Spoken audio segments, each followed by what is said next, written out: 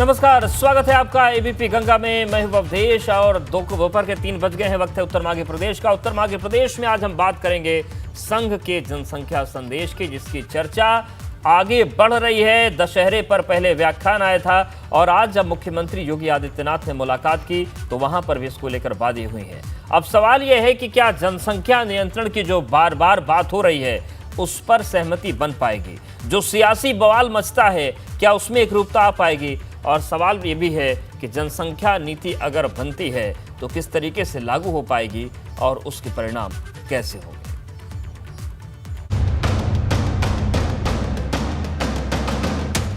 तो 2024 का लोकसभा चुनाव, आरएसएस लाएगा जनसंख्या पर प्रस्ताव। क्या ज़्यादा हो गई थी, विस्फोट हो गया, यह चिंता होना एक स्वाभाविक है, क्योंकि अपने संसाधन कितने हैं, सभी लोगों के पेट भरना चाहिए, हाथों को काम देना चाहिए। यह नहीं कर सकते तो जनसंख्या बढ़ने से समस्या होगी। जनसंख्या नीति बनाएगी सरकार, चुनाव से पहले जीत की जमीन तैयार। आने वाला समय जिस प्रकार की चुनौतियों से भरा हुआ है, जनसंख्या नियंत्रण का जो विषय उठाया गया है उसको निश्चित तौर से मैं भी उसका समर्थन करता हूँ। जनसंख्या नीति पर संघ का बड़ा संदेश, उत्तर मांगे प्रदेश। और चलिए सीधे मेहमानों का रुख करते हैं, क्योंकि ये सवाल बड़ा है। और ये सवाल इसलिए भी बड़ा है क्योंकि जब जब इस सवाल को उठाया जाता है तब तक जवाब तो नहीं मिलता, लेकिन बवाल जरूर मच जाता है। हमारे साथ भाजपा प्रवक्ता हरिश्चंद्र श्रीवास्तव जुड़ गए। थोड़ी देर में सपा नेता मेजर आशीष चतुर्वेदी जुड़ेंगे और स्वामी चक्रपाणी महाराज भी जुड़ेंगे हिंदू महासभा से। हरिश्चंद्र जी, सवाल ये है कि जो बात जनसंख्या नीति को लेकर आ रही है, विजयदशमी पर संघ प्रमुख ने कहा था कि नीति बने, लेकिन ये भी ध्यान रखा जाए कि इस नीति के चलते कहीं वो आबादी संकट में न आ जाए जो पहले से ही कम है। अब एक बार फिर से प्रयागराज में ये बात सामने आई है, इस पर आम सहमति क्या बनती हुई आपको दिख रही है? क्योंकि बवाल मच जाता है और तमाम लोग तरह तरह से विरोध करने लगते हैं। देखिए, जनसंख्या असंतुलन को लेकर के एक लंबे समय से विमर्श चल रहा है। तमाम सेक्टर से इस पे आवाज़ आती है, तमाम लोग इस पे चर्चा करते हैं और सभी देश की जो बढ़ती हुई आबादी है और जो जनसंख्या का असंतुलन है, इसको लेकर के चिंतित हैं। एक व्यापक विमर्श का विषय है और माननीय सरसंघ चालक जी ने ये बात कही है तो संघ समाज के में व्यापक एक बड़े बृहद स्तर पे काम करता है। तो जो समाज की जो समस्या है, जो समाज की जो आवश्यकता है, उसको लेकर के संघ की भी चिंता होना स्वाभाविक है। रहा सवाल सरकार का, तो सरकार इसको लेकर के एक व्यापक विमर्श करके और निश्चित रूप से सभी ये महसूस करते हैं कि जनसंख्या संतुलन को लेकर के एक तय होना चाहिए और उस पर एक व्यवस्था तय होनी चाहिए, कानून आना चाहिए, ताकि ये जो जनसंख्या विस्फोट को लेकर के जो समस्याएं पैदा हो रही हैं, धरती उतना ही है, पानी उतना ही है। और लेकिन हरिश्चंद्र जी, इसमें एक सवाल राजनीतिक भी उठ रहा है। आजकल एक आवाज बहुत खुलकर उठ रही है जिसका विरोध कोई कर नहीं पा रहा है। वोट बैंक की मजबूरी है शायद। ये खुलकर नेता कह रहे हैं कि जिसकी जितनी हिस्सेदारी उसकी उतनी भागीदारी। तो जब अपनी भागीदारी और हिस्सेदारी जनसंख्या के आधार पर तय होने लगेगी तो फिर तो जनसंख्या नीति क्या, फिर तो जनसंख्या बढ़ाने पर फोकस हो जाएगा कि जनसंख्या जिससे जितनी बड़ी इससे उतनी बड़ा देश में हक होगा। तो इस पर विरोध नहीं हो रहा तो क्या माने कि जो बात कर रहे हैं जनसंख्या नीति की, उनके भी दोहरापन है क्या उनमें भी? जो लोग भी राष्ट्र हित में सोचेंगे, जो देश हित में सोचेंगे, वो निश्चित रूप से इस बात पे सहमत होंगे कि जनसंख्या संतुलन को लेकर के नीति बननी चाहिए और इस पे ये मैंडेटरी तौर पे लागू भी होना चाहिए। केवल नीति ही नहीं बननी चाहिए बल्कि लागू होना चाहिए क्योंकि इससे समाज में भी असंतुलन बढ़ रहा है। तो ये सामाजिक असंतुलन का एक बड़ा कारण बनता जा रहा है और ये भी चिंता का विषय है, चाहे वो राजनीतिक स्तर पे हो, प्रशासनिक स्तर पे हो। आप ये देखें तो सामाजिक स्तर से लेकर के सभी स्तर पर ये जो समाज में जो जनसंख्या का असंतुलन है, ये एक बड़ी समस्या और बड़ी चुनौती बनता जा रहा है। ठीक है, चुनौती तो बन रहा है। मेजर आशीष जी, जो बातें जनसंख्या और जनसंख्या की नीति को लेकर आती हैं और जो बातें बार बार कही जाती हैं, पड़ेगा। क्या आप मानते हैं मेजर साहब ये कि कि इस पर गंभीर होना पड़ेगा? क्योंकि राजनीति में उस बयान का जिक्र मैं आपसे भी करना चाहता हूं कि बहुत सारे देश के कोनों से आवाज उठाने की कोशिश की जाती है कि जिसकी जितनी जनसंख्या है उसको उतनी भागीदारी मिले। तो एक वो मुहाना है, एक बढ़ती हुई जनसंख्या है, इस बीच क्या आपको गंभीरता लगती है, केवल बयानबाजी हो रही है? निश्चित रूप से ये जो बढ़ती जनसंख्या है वो देश के लिए एक आने वाले समय में एक गंभीर रूप लेने वाली है। इस बात में कोई दो राय नहीं है। उसको नियंत्रित भी करना चाहिए और उसके प्रयास जब आप आज से शुरू करेंगे तो आने वाले 10 से 15 वर्षों में, 20 वर्षों में जो आज प्रयास शुरू करेंगे उसका असर आपको इतने समय बाद दिखाई देगा। उससे पहले आपको उसका कोई असर भी खास तौर पे दिखाई नहीं देगा। तो निश्चित रूप से मैं समझता हूँ एक नीति के साथ साथ जो भी अभी जिन चीज़ों पे चर्चा हो रही है कि जो ही बच्चे हों, जो लोग चुनाव लड़ें, ऐसे इस तरीके के आप प्रावधान जरूर लाएं, लेकिन उससे भी ज्यादा मुझे लगता है क्योंकि चुनाव लड़ने वाले लोग कितने होते हैं, आम जनता तो में अगर आप देखें तो वो तो मुश्किल से 1% होगा जो लोग चुनाव लड़ते हैं। बाकी लोग तो चुनाव नहीं लड़ते, तो उनको तो कोई फर्क नहीं पड़ेगा कि हम चुनाव लड़ पाए या नहीं लड़ पाए।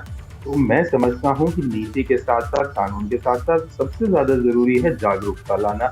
जब तक व्यक्ति स्वयं जागरूक नहीं होगा, इस चीज को आप जो है उसको अनुपालन में लाना, उसको प्रैक्टिकली इम्प्लीमेंट करवाने में मैं समझता हूँ बड़ी दिक्कत आएगी। तो जब तक सरकार कोई ऐसी मुहिम नहीं चलाएगी कि आपके स्कूल के सिलेबस में, कॉलेज में या एनजीओ के माध्यम से या मीडिया के माध्यम से, सोशल मीडिया के माध्यम से आप इस चीज पे एक जागरूकता लाएं, तब तक इस पे ज्यादा सेमिनार, ज्यादा एनजीओ को ये जिम्मेदारी दी जाए कि वो इस पे काम करें, जिससे आगे आने वाले समय में जो जनसंख्या है वो कम हो, तो जागरूक हों।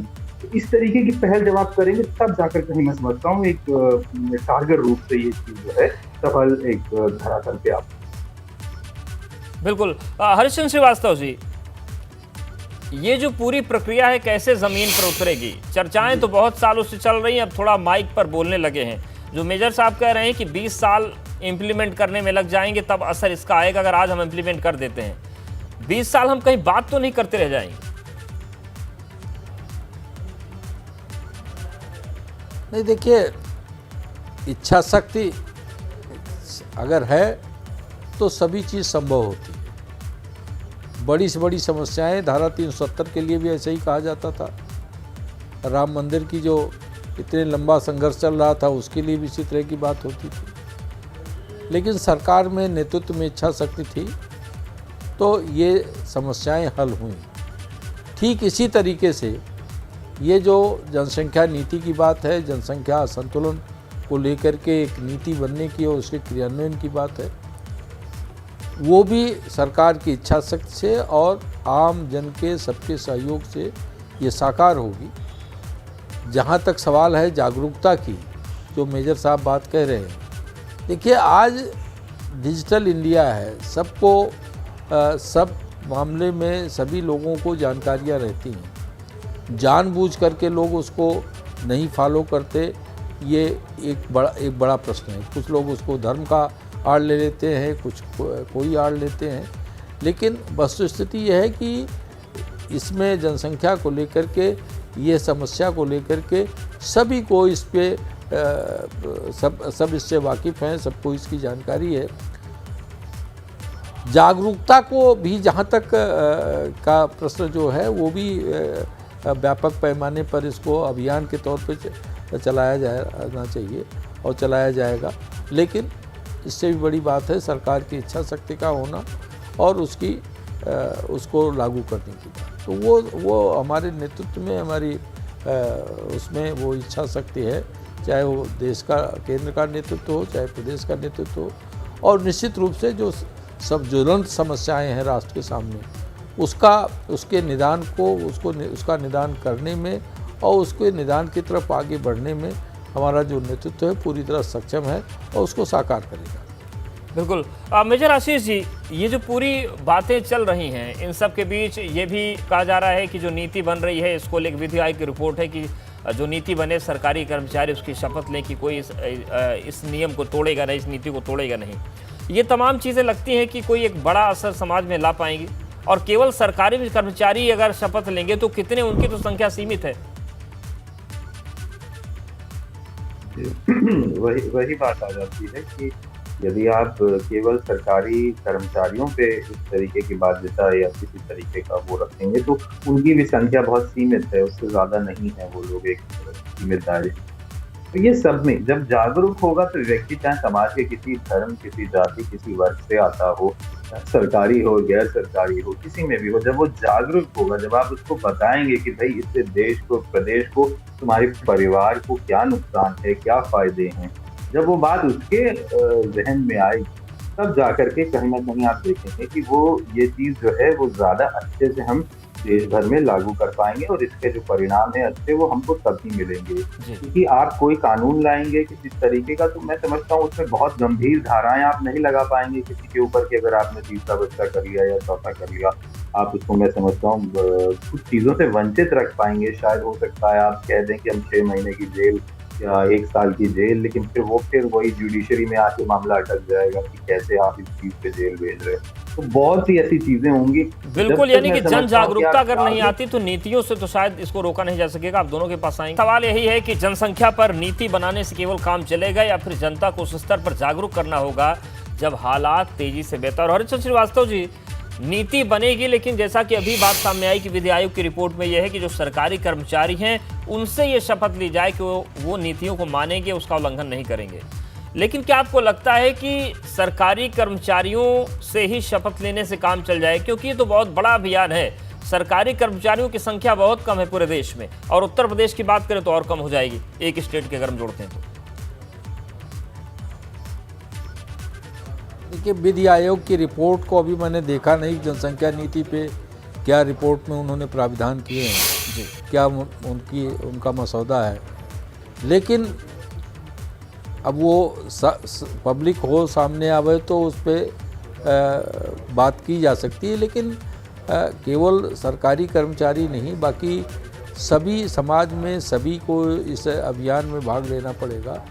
और सरकारी कर्मचारी भी एक चूँकि जिम्मेदार नागरिक है और ओपिनियन, समाज में ओपिनियन बिल्ड करने में उसकी एक महती भूमिका रहती है। तो इस तरह से उसको यदि उसको आगे किया जाएगा तो मुझे लगता है कि ओपिनियन बिल्ड करने में एक उसकी एक महती भूमिका होगी और वो ओपिनियन नीचे तक जाएगा। और सभी समस्या को तो कमोबेश सभी समझते हैं कि जनसंख्या विस्फोट एक बड़ी समस्या है और ये नियंत्रित होनी चाहिए, अनुशासित होनी चाहिए। लेकिन उसका अनुपालन नहीं हो रहा है। कुछ तो राजनीतिक कारण है, कुछ लोग उसको धर्म काढ़ लेते हैं। लेकिन इन सब से परे उठ करके मैंडेटरी तौर पर यह जब तक क्रियान्वयन होना नितांत आवश्यक है और राष्ट्र के हित में और देश हित में यही है कि इसका मैंडेटरी तौर पे सभी इसका अनुपालन करें। और मुझे लगता है कि जब ये मसौदा आएगा, ये नीति बनेगी तो निश्चित रूप से उसमें ये प्राविधान होंगे। बिल्कुल। मेजर आशीष चतुर्वेदी जी, सबको मिलकर जिम्मेदारी निभानी पड़ेगी, लेकिन आपके जो 1-2 सांसद हैं वो किस तरीके से इन पर बयानबाजी करते हैं उससे आप वाकिफ हैं। अगर एक भी व्यक्ति विरोध में सवाल उठा देगा, एक भी व्यक्ति अगर इसको जाति मजहब से जोड़ देगा, दमन से जोड़ देगा, तो परिणाम तो उल्टे हो जाएंगे। तो ये जिम्मेदारी जब सबको निभानी है तो फिर आप लोग कैसे निभाएंगे? कुछ लोग तो बेलगाम है आपके यहाँ। देखिए, व्यक्तिगत रूप से कोई भी व्यक्ति कोई राय रख सकता है, लेकिन मेजर साहब, अगर कोई व्यक्ति सांसद है, विधायक है, फिर उसकी राय व्यक्तिगत नहीं रह जाती। जब वो कोई राय रखता है तो जनसमूह पीछे चलता है उसके।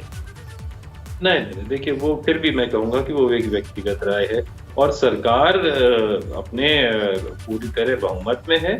उसको कौन व्यक्ति क्या कह रहा है, यदि कोई जागरूकता अभियान चलाना है, कोई नीति बनानी है, तो उसके लिए सरकार के पास पर्याप्त बहुमत है, पर्याप्त समय है पर्याप्त संसाधन हैं, उसको कोई फर्क नहीं पड़ता है कि कोई किसी विपक्षी दल का कोई एक नेता क्या बोल रहा है, या तो अगर वो करना चाहें तो वो स्वतंत्र हैं, कर सकते हैं और उन्हें करना भी चाहिए। केवल उस पर चर्चा नहीं होनी चाहिए, कुछ ना कुछ ठोस दिखना चाहिए धरातल पे जो चीज हो।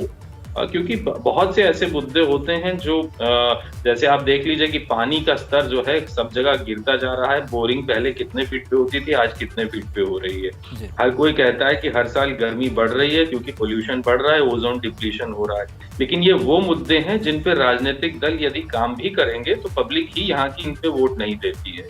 जिस चीज को हमारे हरीशचंद्र जी की पार्टी बहुत अच्छे से समझती है और उसको पता है कि किन मुद्दों पे वोट लेना है, और वो बड़ी अच्छे से उन पे वोट भी ले लेते हैं। जबकि मुद्दे यही होने चाहिए थे कि भाई जो पानी का स्तर है ये गिर रहा है, इसको कैसे ऊपर उठाना है, कैसे पर्यावरण को ज्यादा हमें सुरक्षित रखना है, कैसे। बिल्कुल हरीशचंद्र जी, क्या 24 के मद्देनजर भटका रहे हैं क्या आप लोग?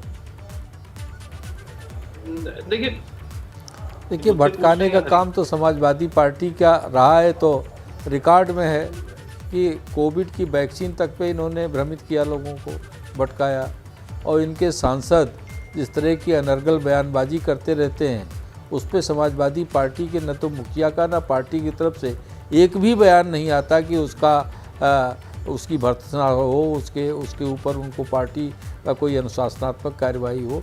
तो यह तो मेजर साहब तो केवल अपने बचाव में ये बात कह रहे हैं। वास्तविकता यह है कि देश में झूठ और भ्रम फैलाने का काम समाजवादी पार्टी और कांग्रेस पार्टी के दोनों ही लगातार इनका अभियान चलता है कि सरकार की नीतियों ठीक है, छोटा रिएक्शन मेजर साहब आप दे दीजिए, वक्त एकदम नहीं। वो कह रहे हैं कि आप लोग भटकाते हैं, का वातावरण बनाए। हम कहाँ भटका रहे हैं भाई, हम तो कभी नहीं कह रहे कोई भी ऐसी चीज, हम तो कोई ऐसी बात नहीं कह रहे। हम तो यही बात कह रहे हैं कि हर चीज में मेजर साहब आपने तो कोविड वैक्सीन को भाजपा की वैक्सीन बता दिया था आपने। इससे बड़ा भ्रम डालने का काम क्या होगा? आपकी पार्टी और आपके नेता, आपके मुखिया तो कोविड वैक्सीन को भी भाजपा की वैक्सीन बना करके एक भ्रम डालने का प्रयास किए। और शफीकुर रहमान और आपके एसपी हसन आए दिन उनके अनर्गल बयान आते हैं। ठीक है, ये सभी की सामाजिक जिम्मेदारी सबको निभानी पड़ेगी और सभी जब एक साथ आएंगे तभी शायद कुछ हो पाएगा, क्योंकि नीति से जनसंख्या नियंत्रण रुक जाएगा, इस पर सवाल बना हुआ। आप दोनों का बहुत धन्यवाद हमारे साथ जुड़ने के लिए, बातचीत करने के लिए। तो नीति की बात हो रही है, लेकिन ये कितनी ज़मीन पर नीति उतर पाएगी, इस सियासत के बीच ये बड़ा सवाल है।